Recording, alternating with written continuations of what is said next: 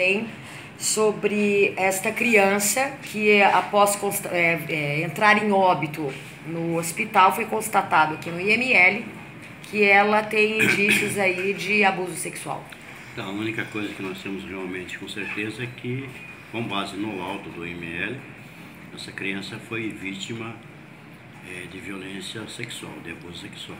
Embora a morte tenha sido por outra razão, mas ela realmente sofreu abuso sexual e é um caso bastante complicado.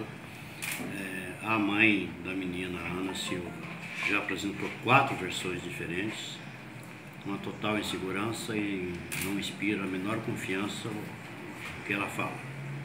Ela já teve problemas psicológicos, já foi da PAI, já fez tratamento psicológico.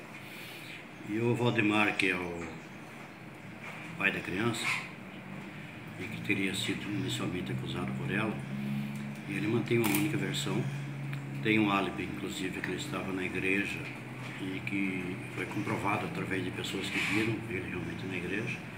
De forma que nós estamos aí descartando a possibilidade de fazer um flagrante para não cometer nenhuma injustiça e vamos transformar em inquérito policial.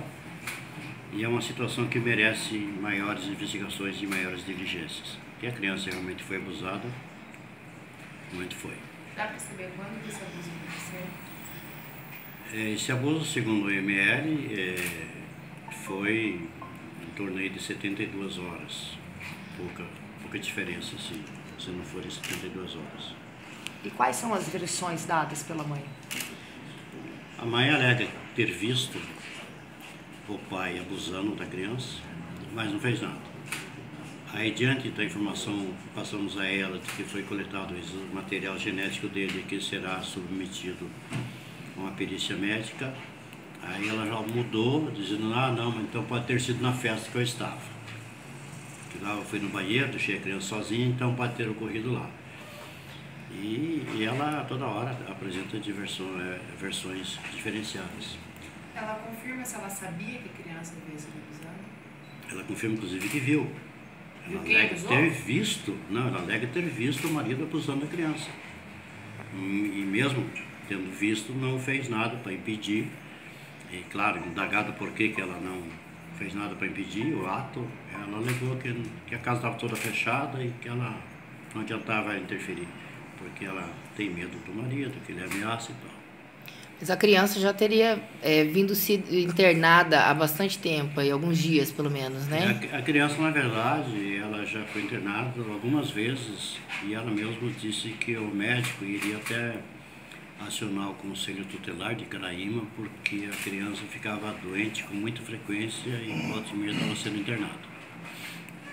Doutor, eles foram presos e autuados em flagrante. Como que está a situação deles nesse momento? Não, eles não foram presos nem autuados em flagrante. Nós até começamos um flagrante, mas diante dessas contradições seguidas dela, nós não sentimos nenhuma firmeza em prosseguir com o flagrante.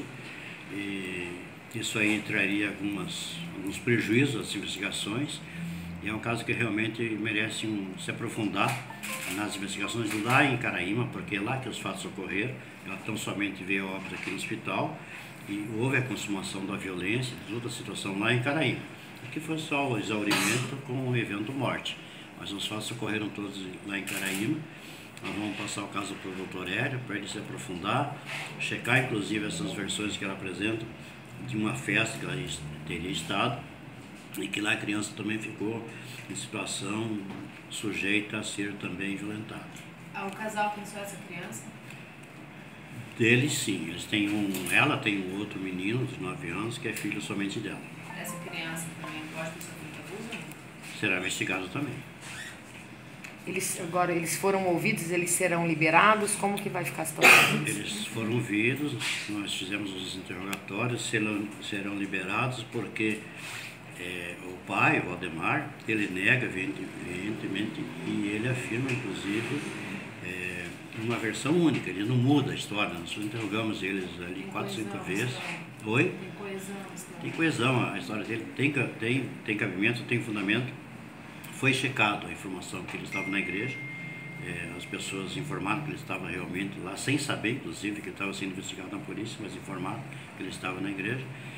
E por essa razão nós não vamos autuá-lo em flagrante, né? Porque nós iríamos autuá-lo, os dois, na verdade, né? Diante da possibilidade de ser procedente a história de que ele foi visto violentando a criança e ela, por omissão, foi conivente, caberia o flagrante dos dois. Mas é uma história muito sem pé nem cabeça, está muito sem fundamentação essa história, e melhor então a gente se aprofundar, não cometer nenhuma injustiça e esclarecer finalmente o que aconteceu. Esse estupro, ele pode ter gerado essa doença que acabou causando a morte da criança?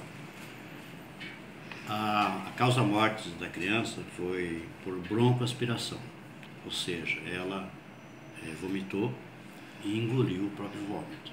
Em razão disso, deu asfixia, ela morreu por broncoaspiração do próprio vômito. Ela estava muito debilitada, ela estava desidratada, segundo informou os médicos, e muito debilitada, a ponto de não ter reação ou forças para evitar aspirar o próprio vômito.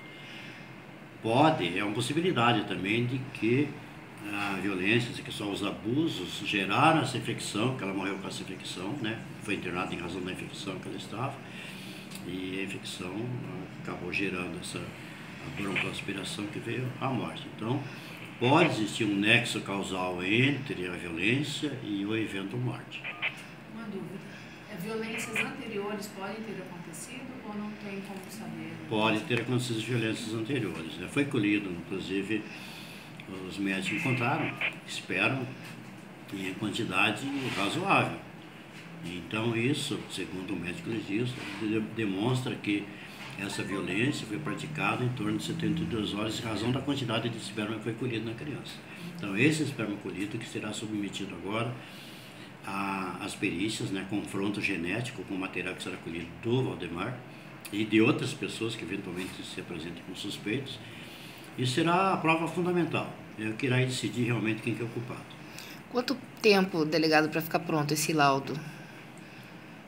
Do exame genético? Do exame genético. Do exame genético, isso é encaminhado para Curitiba, porque aqui não temos laboratório de genética, e normalmente é em torno de 30 dias. A gente vai pedir lá uma prioridade absoluta, né, para que façam com o menor prazo.